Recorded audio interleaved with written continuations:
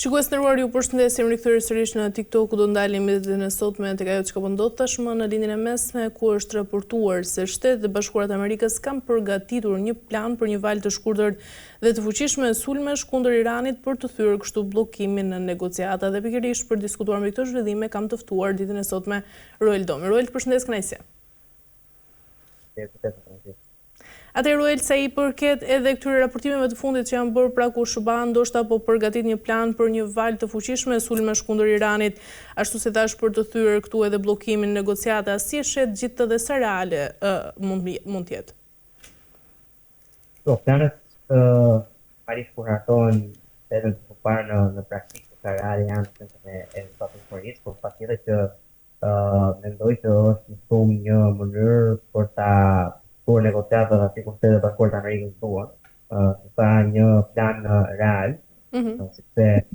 një pranë në ekonomia botërore po ka impakt, po merr dëme nga mbyllja e ngushëllimit të Hormuzit dhe nga blokadat shqiptare, duke qenë që kemi mësuar paktën nga Agjencia Ndërkombëtare e Energjisë, por edhe nga autoritetet evropiane, për shembull që Bashkimi Evropian ose vendet e Bashkimit Evropian mund të kenë probleme të tekstuara me ofertën e karburantit të avionëve. Ka sigurisht lidhet të drejtë për drejtë me atë që po ndodh në Iran dhe në Hormuz. Nga ana tjetër, dim po ashtu që në djeshme Emiratet e Bashkuara Arabe kanë lënë OPEC-un, që është organizata më e madhe e vendeve eksportuese të naftës, sigurisht është një mekanizëm karteli i vendosur të shpireve të naftës, ku ka një takosizim mondi ofertën e naftës, sepse kërkesat ata nuk e kontrollojnë automatikisht. Dhe sigurisht që edhe në ndërtimin ndërkombëtar të naftës, dhe padyshim që ne dim konceptin e $4, pra që tek këto transakcione të naftës bëhen me rezervën globale të monedës, që është dollari amerikan. Dhe nga ana tjetër, kjo largimi i Emirateve të Bashkuara Arabe që tregon që tani këto vende kanë pasiguri, pra Emiratet mendojnë që do të pasin shumë para nga tërheqja e naftës, për shkak të mbylljes së fuqisë të Hormuzit, dhe mendojnë që të prodhuar më shumë dhe duke gjetur mënyra alternative për ta shitur atë naftë dhe shmangën fuqisë të Hormuzit, duke i bërë një parapasje të Hormuzit, me kanë mundësi të mbulojnë humbjet e tyre. Këtë kuadër, presidenti Trump po e merr mesazhin që duhet që Irani të bëjë më shumë presion në mënyrë që negociatat të shkojnë aty ku duhet, drejt një përfundimi të luftës. Çështja nuk është a do sjellin negociatat mbylljes së luftës, por çështja përpara amerikanë është a do sjellin negociatat mbylljes së luftës me Amerikën fituese, pra me të mbushje të kërkesave të amerikanëve. Kjo është arsyeja pse një mënyrë negociatat i fundit. Ruel, por nëse do të goditen dhe objektivat civile, a rrezikon këtu ndoshta SBA të humbas legitimitetin ndërkombëtar, por edhe të hap ndoshta një precedent të rrezikshëm? Jo, nuk mendoj që këto vite objektive që vinë në Iran gjithmonë duke supozuar që kjo parashikohet nga Irani të kohës, se ka quhet vështirë që kabineti amerikan Departamenti i luftës të hartoj një plan ku parashikohet e bardha ndërmjet politika e objektivave civile në Iran, sigurisht që ajo që nuk bëhet edhe në aspektin e ndërkombëtar, edhe amerikanët apo në përgjithësi pakën e letërave të ndjekin ndërkombëtar dhe nuk mund ta shkojnë dot në letër të tjera. Pra e supozojmë gjithmonë që do ketë objektiva e ndërmjet objektive civile, por edhe si kur realisht kjo të ndodhë, mendoj që nuk do të ketë probleme për legitimitetin, sepse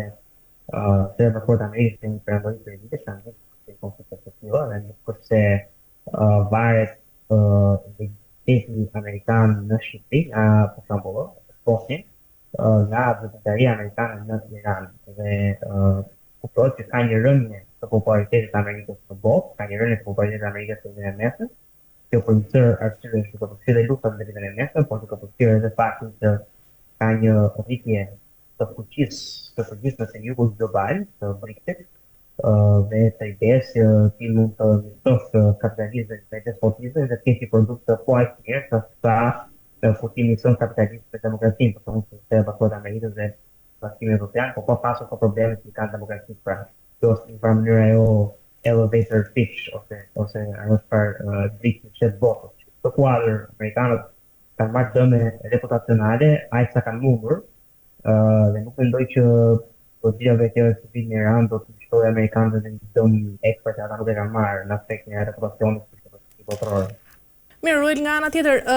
cili është sinjali që i jep kjo Rusisë edhe Kinës, pra po rishtohen fuqitë e mëdha tashmë drejt një përblasje më të gjerë nëse do të kemi këtë plan të organizuar nga ana e SBA-s? Po, Rusia patjetër ka atë rolin e vet në gjithë të situatë dhe unë kam qenë i bindes dhe duhet jemi bindes që Rusia në një farë mënyrë e ka mbyllur atë punën e vet me lidhjen e mesme me rënien e Bashar al-Assadit. Kemi parë informacionet që qarkullojnë që Rusia në fakt po mbështet Iranin në identifikimin e objektivave amerikan. Dhe nga ana tjetër ka edhe një plan ose ka teza që po qarkullojnë online në raport me çdo ndodh nëse Irani i jep uraniumin e tyre amerikanëve dhe flitet që mund ta marrë edhe Rusia. Pra, në rast se për shembull iranianët pranojnë të rihapin ngushtitë e Hormuzit, por nuk pranojnë të japin amerikanëve uraniumin që ata e përdorin për ta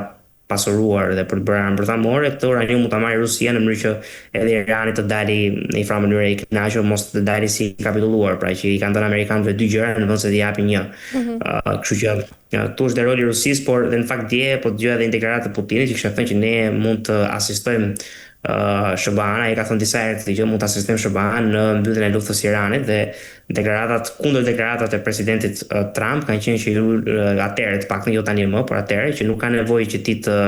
ndërhysh për të ndalur konfliktin e Iran, ti mjafton të mbyllësh luftën në Ukrainë.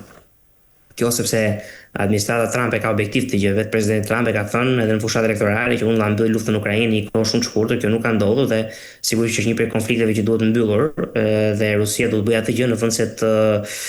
kërkojë të asistojë amerikanët në luftën e Iran, por ajo çfarë ne shohim më Grisela është një rikonfigurim i aleancave botërore ku Shtetet Bashkuara të Amerikës shohin Kinën si rrezikun më të madh dhe Rusinë e mbajnë më afër. Dhe kjo shihet në lidhjen e mesme me këto flirtimet që Rusia e bën me Amerikën dhe një herëzi me Iranin, ndikohë kur në rast se do ishim në rendin e vjetër botror, në rendin liberal, do ishte e qartë që Rusia do ishte pozicionuar pranë Iranit. Se ne flasim për BRICS-in, por në fakt është Irani dhe Kina, më shumë se është Irani dhe Rusia në një aleancë tani. Kështu që Rusia është tërhequr nga lidhja mesme, kërkon ndoshta të lejojë Amerikën të bëjë atë çfarë don Iran me idenë se Amerika do t'i jap mbrapsh atë fitoren në Ukrainë dhe sigurisht që nga ana tjetër konflikti real i Shtetet Bashkuara të Amerikës është me Kinën, nuk është me Rusinë, si mënyra si e shoh unë të paktën. Në fakt, Ruel, ka pasur një bisedë mes Donald Trump dhe presidentit rus Vladimir Putin. Mendon se po krijohet tashmë ndoshta një boshë i rinegociues mes Donald Trump dhe Vladimir Putin ndoshta për të rishikuar të gjitha balancat globale të sigurisë? Po kjo po ndodh, patjetër. Unë mendoj që Shtetet Bashkuara të Amerikës dhe Rusia janë në të njëjtin krah të këtij rendi të ri botror, siç në këtë krah të rendit të ri botror janë dhe vendet e Evropës qendrore. Ato që quhen vendet e Visegradit, pra Polonia, Çekia, Hungaria dhe Slovakia. Dhe madje unë kam shkruar edhe në rrjetet mia sociale, por po e përmend këtu që ka një propozim të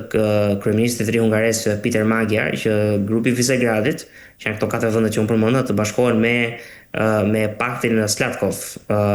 i cili është një pakt i ngjashëm midis Çekisë, Austrisë dhe Slovakisë, kjo për ta bërë Austrinë pjesë të kësaj aleancës së Evropës qendrore dhe kjo aleancë e Evropës qendrore do jetë ketë marrëdhënie dhe aleancë të drejtë për drejtë me Shtetet Bashkuara të Amerikës dhe me Rusinë, ndërkohë që në krahun tjetër ti ke Bashkimin Evropian, ke Kinën ke edhe një sër vende që janë satelite të Kinës, kështu që Rusia, ndryshim nga Kina, nuk do dominancë globale, do dominancë vetëm të hemisferës vet aty, dhe në këtë kuadër e ka më kollaj të bëjë një marrëveshje me Amerikën për të dalë fituar në Ukrainë, për të mbajtur një farë hegemonie mbi Evropën lindore, sesa të kërkojë një ndërrim total të hegemonit global duke asistuar Kinën. Se rrezikshme është ideja Ruel që Rusia të përfshihet në menaxhimin e uraniumit të Iranit? S'mendoj që është e rrezikshme sepse Rusia është vendi me atë stockpile-in ose me arsenalin më të madh të armëve bërthamore në botë. Do të thotë Rusia nuk ka ngjerur ke uraniumi i Iranit për të bërë armë bërthamore, se Rusia ka kapacitetet vetë të bëjë armë bërthamore dhe ka më shumë armë bërthamore sa çdo vend tjetër, pra ka numrin më të madh të testatave bërthamore, edhe më shumë se Shtetet Bashkuara të Amerikës, pavarësisht se shumë analistë të teknologjisë janë të bindjes që Rusia në fakt ka armët bërthamore, ka më shumë armë bërthamore, por Shtetet Bashkuara të Amerikës kanë armë bërthamore më të forta. Nuk mendoj që është rrezik kjo, nuk është rrezik konkret. E qartë, por nëse Rusia do të hynte si garant për uraniumin iranian, Ruel, mendon se do psohet këtu edhe roli i Perëndimit në të gjithë të proces? Nuk mendoj që do psohet roli i Perëndimit, sepse së pari një herë kjo nuk është një luftë e Perëndimit, kjo është një luftë e Shtetit Bashkuar të Amerikës dhe Izraelit. Kemi parë qartësisht që vendet e Bashkimit Evropian janë të rrequr nga kjo luftë, pra nuk kanë dashur të bëhen pjesë e këtij konflikti. Së dyti, Perëndimi ka fatkeqësisht ka një ndarje, ka një ndasi aleance euroatlantike. Shtetet Bashkuara të Amerikës nuk shkojnë mirë aktualisht me vendet e Bashkimit Evropian. Kjo është arsye pse për shembull ishte King Charles i cili adresoi Kongresin Amerikan dhe nuk ishte Keir Starmer, që është kryeministri i Britanisë së Madhe. Kjo është arsye për shembull pse kancelari gjerman në Merz para 2-3 ditësh tha që amerikanët po turprohen në luftën e Iranit, pra ka një përçarje të thellë. Kështu që nuk flasim dot për një perëndim të bashkuar. Këtu flasim për interesa amerikane, interesat Izraelit, interesat të aleatëve amerikanë në lidhjen e mesme, dhe interesat të Amerikës në kuadër të këtij rendi të ri botëror, që ka analistë që thonë ka filluar, ka analistë që thonë do fillojë, ka analistë që thonë nuk jemi në atë rend, thjesht po orvatemi në disa module të tjera të këtij rendit ku jemi aktualisht në rendit liberal etj. Domethënë, në rast se Rusia bëhet pjesë e gjithsaj marrëveshje, nuk humbet asgjë Amerika, sepse Rusia ka dalë